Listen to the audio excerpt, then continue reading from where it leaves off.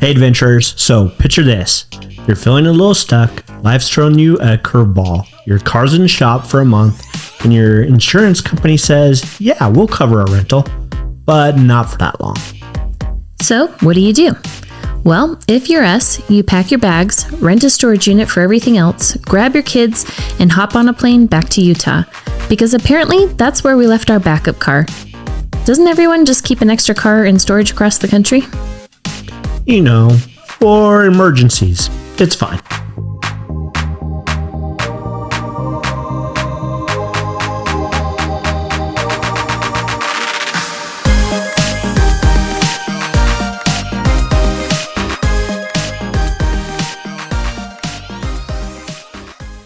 All right, let's back up.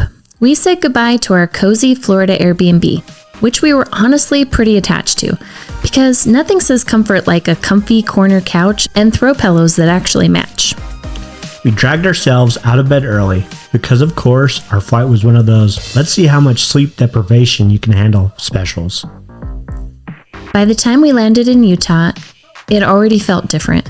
Wide open skies, mountains in the distance, and bonus, we had a car waiting in storage that we didn't have to pay rental fees for. Huge win. And then came our first Utah Airbnb. Oh man, it was cute. Like Hallmark movie cute. Cozy, homey, and kind of a place where you instantly exhale and go, okay, maybe we're not completely homeless.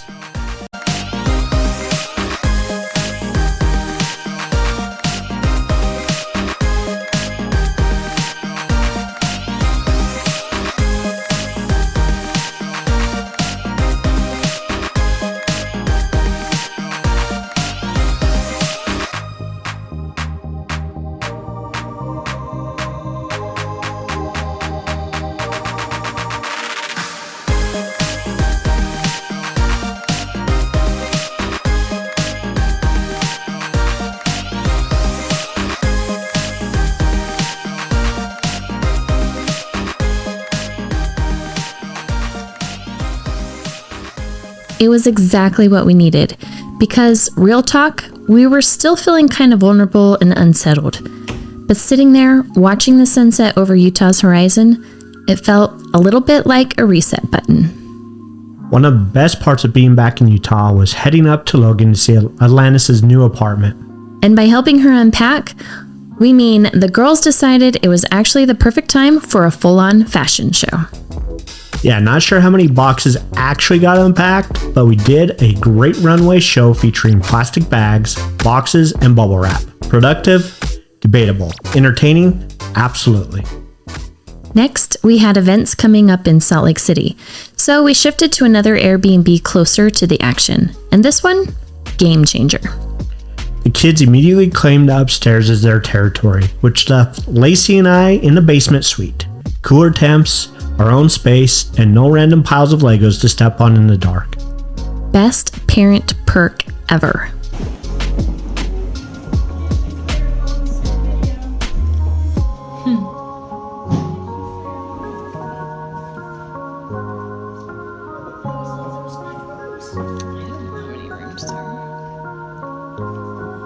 This one's the master, though.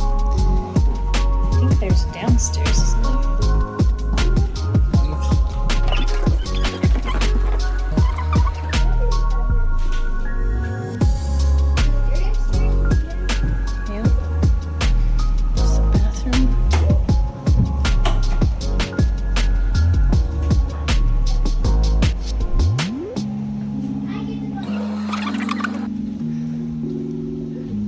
It's horribly hot upstairs, but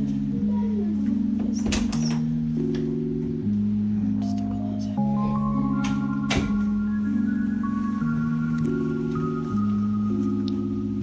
First event, our buddy Kelly Cardenas' Vibe Room. If you haven't heard of this, it's basically positivity, energy, and fun turned into an event. And we just love being around our people, supporting our friends however we can. Highly recommend. Vibes were definitely 10 out of 10. Then drum roll please. I had my first solo speaking event on stage without Lacey. And let me tell you, I was in the audience like a proud parent at a kindergarten play. Except instead of macaroni necklaces, Adam was talking about business and growth. One of the coaches that comes to mind, one of my friends, his name is David Reid. Some of you may know him. He's based out of California. But when you get around, and the reason why it's so impactful being around him is we always hear about proximity around people. And that guy is one of the most connected people I've ever met. And his events and just the people that go hang out at his house is just amazing. And so when I started getting into that proximity of Reid, everything changed for us. And that allowed us to do our first TEDx talk. We got a best-selling book. We're now 10-time best-selling authors, my wife and I.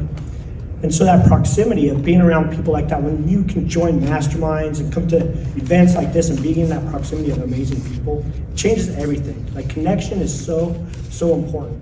And that's one thing that I've really learned. It was weird not having Lacey up there with me, but it was also really fun to have her in the crowd, giving me that "don't you mess this up" look. From Utah, we headed straight to sunny California for Prosperity Camp, hosted by our friend and mentor, Reid, in his home in San Diego. Prosperity Camp is one of those smaller, super intimate events where the connections and ideas are off the charts. We're talking cutting edge stuff, like crypto before anyone was talking crypto, metaverse when it sounded like sci-fi, and ChatGPT before everyone and their grandma started using it. And amazing, fabulous people. Plus, Greg's gifting lounge and book signing is always a highlight. There's just something special about sharing our book with new friends and hearing their stories in return.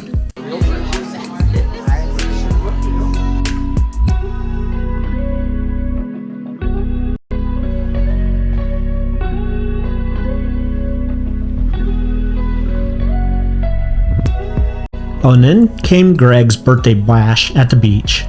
Picture a gorgeous California coastline, amazing people, and the kind of party where you forget what time it is because you're having so much fun. Since we were already in California, we thought, why not stay a couple extra days? And this time, we decided to take the two older girls to visit Universal Studios. If you've been following us for a while, you know we basically lived at Universal when we had our annual passes a while back. But this trip was special because Alanis wasn't with us before, so now she got her turn. And the timing couldn't have been any better because Super Mario Land had just opened. Cue the nostalgia, the warp pipes, the mushrooms, basically Adam's childhood dreams come true. Shh, though. Don't tell the littles we went without them. They still think we were just at another very boring adult meeting.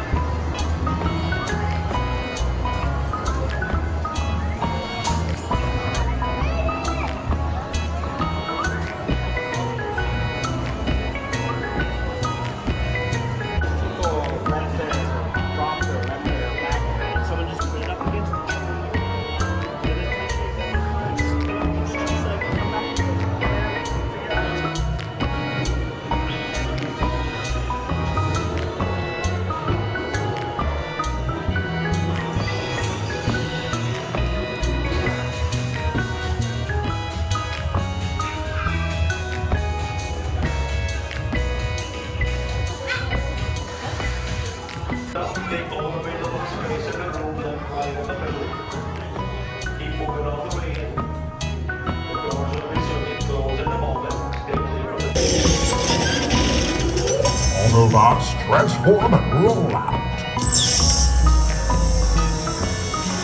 And together we shall stand. But now, may the turn is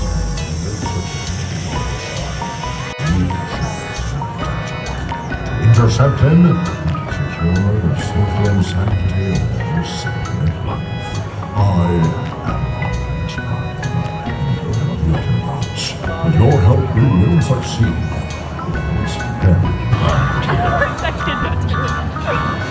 See you on the battlefield, Hasta la vista, baby. humans. Fate rarely calls upon us.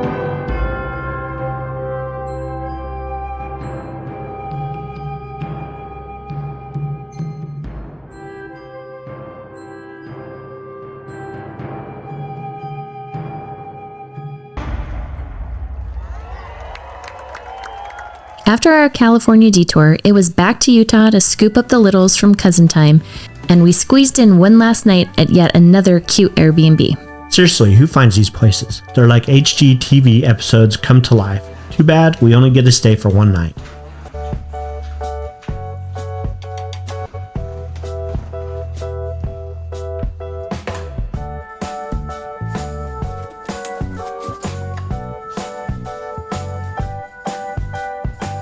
And then, Florida, here we come, round 2. Hopefully this time we'll get an update on how the Yukon is doing in the shop. So, to sum it up, Utah gave us sunsets, family time, and Airbnbs that hit the reset button. California gave us Prosperity Camp, a birthday bash, and Mario Kart dreams come true. And through it all, we were reminded that even when plans go sideways, like having your car stolen, you can still find joy, connection, and adventure. Thanks for coming along for the ride, adventurers. If you loved this episode, hit that like button, subscribe if you haven't already, and drop us a comment. Have you ever had to turn a total inconvenience into an unexpected adventure? We want to hear your stories. And don't forget, next up, we're diving right back into Florida life and checking on the Yukon. Will it be fixed? Will it be shinier? Will Adam cry tears of joy? Stay tuned to find out. Adventurepreneurs out.